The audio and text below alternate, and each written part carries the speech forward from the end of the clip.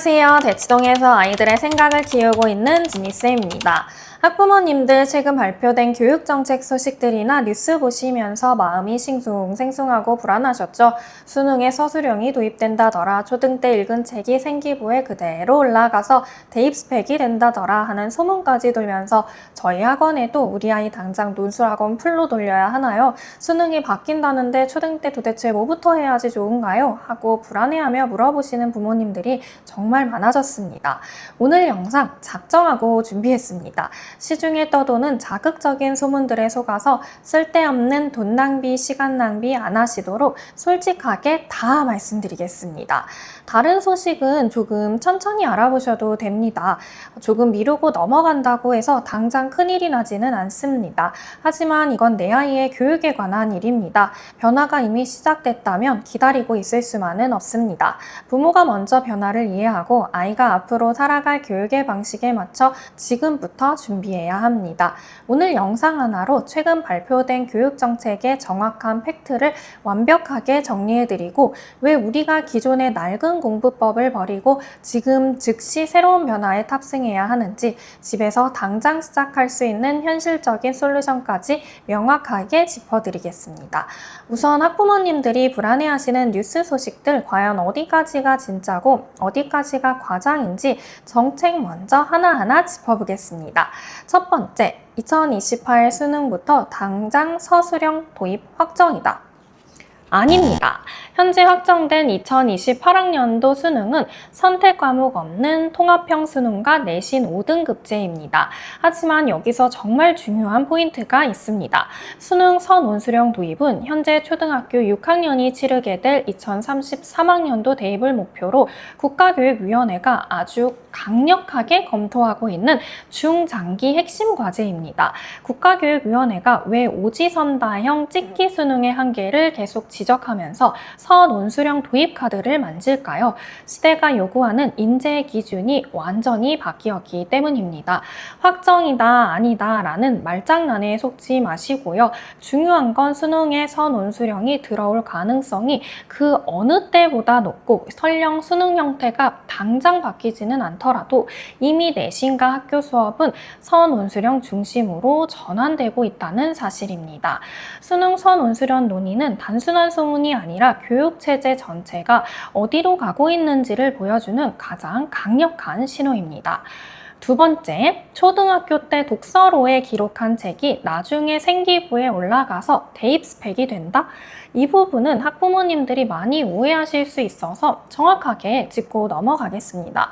우선 독서로가 뭔지부터 쉽게 설명드릴게요. 독서로는 학생들의 독서 활동을 기록하고 관리하는 교육용 플랫폼입니다. 아이가 학교 도서관에서 어떤 책을 빌렸는지 확인할 수 있고요. 책을 읽은 뒤에는 그 책에 대한 감상이나 생각을 글이나 그림, 영상 등의 형태로도 남길 수 있습니다. 독서 퀴즈나 독서 토론 같은 활동도 할 수 있고요.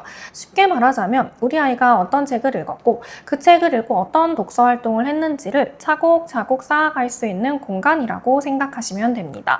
그런데 교육부가 앞으로 이 독서로의 기능을 더 확대하겠다고 발표했습니다. 이게 무슨 말이냐면요. 단순히 이 아이가 어떤 책을 읽었다는 기록만 쌓아두는 데서 끝나는 것이 아니라 아이가 그동안 읽은 책과 독서 활동을 바탕으로 독서 수준이나 관심 분야 등을 분석하고 그 결과를 토대로 아이에게 맞는 책까지 추천해주는 방향으로 발전시키겠다는 겁니다. 예를 들어 한 아이가 과학 분야의 책을 꾸준히 읽고 있다면 그동안 어떤 분야의 책을 읽어왔는지 독서 흐름을 살펴볼 수 있고요. 아이의 관심 분야와 독서 수준 등을 고려해 다음에 읽어볼 만한 책을 추천받는 식입니다. 여기서 학교 도서관뿐 아니라 공공도서관 자료와도 연계하며 확대되고 있습니다. 학부모가 자녀의 독서 활동을 확인할 수 있는 기능도 마련하는 방향입니다. 그러니까 쉽게 말하면 단순히 온라인 독서 기록장에서 아이의 독서 기록을 쌓고 분석하고 다음 독서까지 연결해주는 시스템으로 확대되는 겁니다. 그러면 여기서 이런 생각이 드실 수 있을 거예요. 그럼 초등학교 때부터 책을 막 많이 읽어서 독서로에 아주 잔뜩 기록해 놓으면 나중에 대학 갈 때 유리한 거 아닌가요? 아닙니다. 현재 대입에서 학생부에 기록된 독서활동 도서 목록 자체가 대학에 제공되는 평가 자료는 아닙니다. 그러니까 책 제목을 수십 권, 수백 권 채워 넣는 것이 그대로 대입 스펙이 되는 구조라고 이해하시면 안 됩니다. 그럼 왜 이런 시스템을 만드는 걸까요? 여기서 오히려 다른 부분을 보셔야 합니다. 교육이 아이의 독서를 단순히 몇 권 읽었느냐로 보는 것이 아니라 아이가 어떤 책을 읽어왔고 어떤 독서 활동을 해왔는지 아주 장기적으로 축적하고 활용하는 방향으로 가고 있다는 겁니다. 여기서 앞으로 독서로의 책을 열심히 기록하세요 라는 말씀을 드리는 게 아닙니다. 기록할 것이 있는 독서를 만들어 주셔야 하는 겁니다. 여기서 순서를 거꾸로 생각하셔도 안 됩니다. 초중고까지 연계되는 아주 장기 활동에서 독서로에 뭘 적어야 하지를 먼저 고민해서 억지로 독후감을 만들어내면 장기 활동으로 갈 수가 없습니다. 평소에 제대로 된 독서 경험이 쌓여서 기록할 내용이 자연스럽게 생기도록 해주셔야 합니다. 세 번째, 2027년부터 시행되는 독서교육 집중학년. 교육부는 2027년부터 초등학교 3, 4학년, 중학교 1학년, 고등학교 1학년을 독서교육 집중학년으로 지정합니다. 학교급이 바뀌거나 학습 난도가 아주 급격하게 올라가는 전환기이기 때문입니다. 특히 초등학교 3, 4학년은 단순한 그림책 읽기나 한글 해득 수준을 넘어서 읽은 내용을 교과 지식과 연결하고 자기 생각을 만들어야 하는 첫 시기입니다. 교육부도 이 발달적 전환기의 중요성을 공식적으로 인정한 것입니다. 네 번째, 2022 개정 교육과정 수업과 내신의 체질 변화. 수업 방식이 완전히 달라지고 있습니다. 초등 저학년은 기초 문해력을 강화하고 고학년으로 갈수록 독서와 작문을 연결합니다. 국어의 한 학기 한 권 읽기가 전 교과로 확장되어서 독서, 질문 토론, 탐구 보고서 작성 및 발표로 이어지는 프로젝트 수업이 표준으로 자리 잡고 있습니다. 내신 시험 평가 역시 집필 평가 없이 수행 평가와 논서 수령만으로 평가할 수 있도록 개편되었습니다. 단순 사실 확인을 넘어서 아이가 텍스트를 분석하고 논리적 근거를 제시할 수 있는가를 평가하는 시대가 된 것입니다. 다섯 번째, 2028 대입의 핵심 통합사회, 통합과학. 2028 대입부터는 문이과 구분 없이 모든 학생이 통합사회와 통합과학을 봅니다. 이 과목들은 특정 단원의 지식을 단순히 암기해서 풀 수 없습니다. 낯선 지문, 표, 그래프, 뉴스 기사 등 다양한 자료를 읽고 여러 개념을 융합해서 연결하는 그리고 해결하는 능력을 평가합니다. 초등 때부터 다양한 자료를 읽고 해석하는 문해력이 없으면 중고등학교에 올라가서 사회과학조차 따라가기 힘들어집니다. 자, 이렇게 정책들을 종합해보면 결국 하나의 명확한 결론에 도달합니다. 수능서 논술형 평가의 도입 가능성은 열려있고 학교 내신과 수업은 이미 논서 수령으로 완전히 뒤바뀌었다는 점입니다. 결국 정답을 빠르게 고르는 능력이 전부였던 시대는 끝나가고요. 자신의 답을 근거와 함께 논리적으로 설명하는 능력이 아이의 성패를 가르는 시대가 되었습니다. 이 이야기를 들으시면 많은 부모님들이 우리 아이는 글쓰기도 싫어하는데 어떡하지? 논술은 너무 어려운데 하고 은근슬쩍 회피하고 싶어 하십니다. 하지만 단호하게 말씀드리면 이 변화가 어려운 것이 절대 아닙니다. 단지 부모님과 아이에게 아직 익숙하지 않을 뿐입니다. 우리가 어릴 때 문제집 풀고 정답 외우던 주입식 공부는 수십 년간 봐왔기 때문에 편하게 느껴지는 것 뿐이에요. 반대로 책을 읽고 질문하고 자기 생각을 글과 말로 표현하는 것은 안 해봤기 때문에 낯설고 어렵게 느껴질 뿐입니다. 아이들은 부모님이 판을 어떻게 깔아주느냐에 따라 이 새로운 방식에 너무나도 빠르게 적응합니다.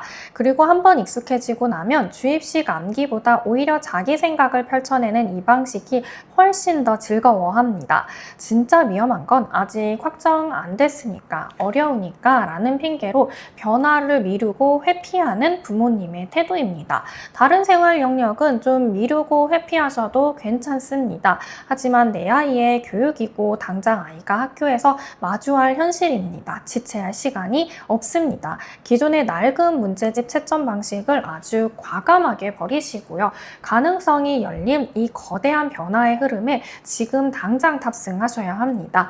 그렇다면 학원부터 알아볼 것이 아니라 집에서 부모님이 당장 해주셔야 할 현실적인 대비책은 무엇일까요? 현장에서 검증된 3가지 솔루션을 드립니다. 첫째, 독서 후 줄거리 확인 질문을 버리시고 생각 질문을 던져주셔야 합니다. 책을 읽고 나서 주인공 이름이 뭐야? 오늘 읽은 줄거리 한번 이야기해봐. 같은 시험용 질문, 사실 확인용 질문은 버리세요. 질문을 바꾸셔야 합니다. 이 상황에서 너라면 어떻게 했을 것 같아? 왜 그렇게 생각했어? 그렇게 생각한 근거가 뭐야? 생각을 말로 표현하고 이유를 대는 연습이 되어야 학교 선원수령 평가에서 답안을 작성할 수 있습니다. 생각도 결국은 훈련입니다. 왜라는 질문을 받아본 아이들이 자기 생각을 말로 표현할 수 있는 겁니다. 두 번째, 교과 개념과 어휘를 아이의 언어로 설명하게 해주세요. 초등 3, 4학년이 되면 개념어가 정말 많이 등장을 하고요. 교과서 어휘가 갑자기 어려워집니다. 단어 뜻을 단순하게 암기하게 하지 마시고 이 단어가 무슨 뜻인지 이해하고 엄마한테 설명해 달라고 해주세요. 자신이 이해한 개념을 자기 언어로 재구성해서 설명하는 힘, 이것이 바로 서술형 평가와 통합형 수능을 관통하는 진짜 문해력입니다. 세 번째, 하루에 3문장. 관찰과 기록을 일상화하세요. 거창한 독후감 쓰기는 오히려 아이의 글쓰기 거부감을 키울 수 있습니다. 오늘 읽은 책에서 가장 인상 깊었던 한 문장과 그 이유, 집에서 키우는 식물이나 생물을 직접 관찰하고 느낀 점, 뉴스나 일상 사건에 대한 자기 생각, 3줄 쓰기처럼 아이가 부담 없이 적는 경험을 만들어주세요. 이 작은 기록이 쌓여서 글쓰기에 대한 두려움이 사라집니다. 교육정책이 아무리 복잡하게 바뀌고 평가 체제가 뒤흔들려도 절대로 바뀌지 않는 교육부의 본질이 있습니다. 바로 스스로 읽고 비판적으로 생각하며 이를 논리적으로 표현하는 힘입니다. 어렵다고 피하지 마세요. 어려운 것이 아니라 익숙하지 않은 것입니다. 기존에 익숙했던 방식을 내려놓고 오늘 저녁 아이와 나누는 질문 하나를 바꾸는 것부터 시작하시면 됩니다. 아이의 기질과 발달 단계에 맞는 구체적인 문해력 솔루션은 저희 채널의 다른 영상들에서 세밀하게 다루고 있으니 꼭 참고해 보시길 바랍니다. 감사합니다. 이상 지니쌤이었습니다.